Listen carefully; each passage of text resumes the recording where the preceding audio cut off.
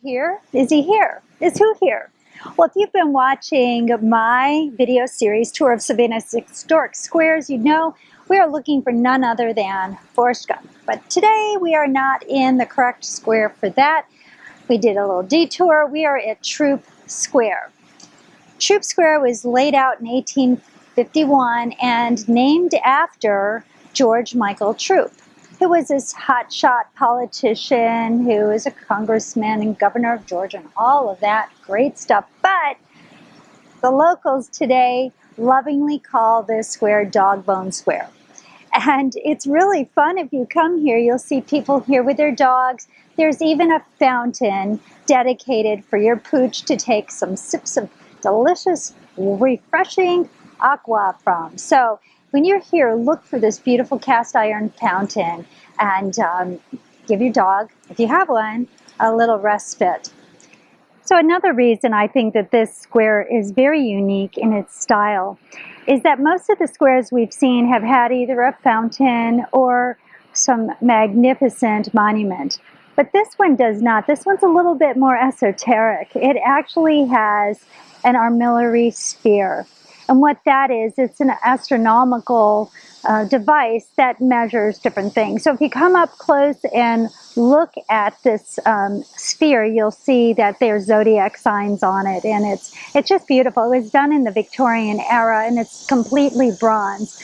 And just to look at it makes you stop and think, like, what's going on with this? I looked at it closely. It does not appear to be working, but it is still, nevertheless, a sight to behold and should not be missed if you're in Savannah, Georgia. So just because this square is a little bit different and off the beaten path, it doesn't mean that it has lost its Savannah Square flavor.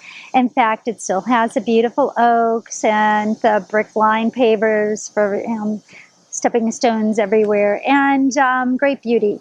It is also surrounded by some fabulous real estate, beautiful homes. There's a restaurant on the corner of the square and the Unitarian Universalist Church. The cornerstone of America was really people fleeing for their freedom for different reasons, but mainly religious freedom. And this church was established by those people who came here for that reason and to be part of the cotton trade. After some time, they were again booted from their belief system and they were disbanded, unfortunately. This group suffered greatly at the hands of Europeans as well as the American groups. In fact, they had many of their congregation members burned at the stake. So not pleasant, but even though they were shut down, they were revitalized in 1997. Well, along whatever else was going on in the Civil War time, what's unique about this church too is that in 1857, a gentleman by the name of James Lord Pierpont, who is an organist at the church, wrote something called One Horse Sleigh, which today has been adapted and we know as Jingle Bells. That's right, Jingle Bells. Who knew?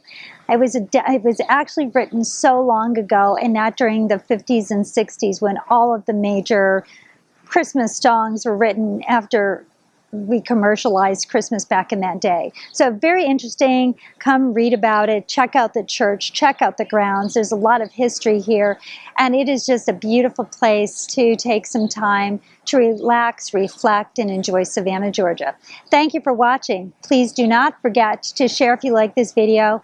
Maybe like the video. That would be great. Subscribe to my channel so you can get updates. And we love your comments, so please don't forget to do that as well. See you soon.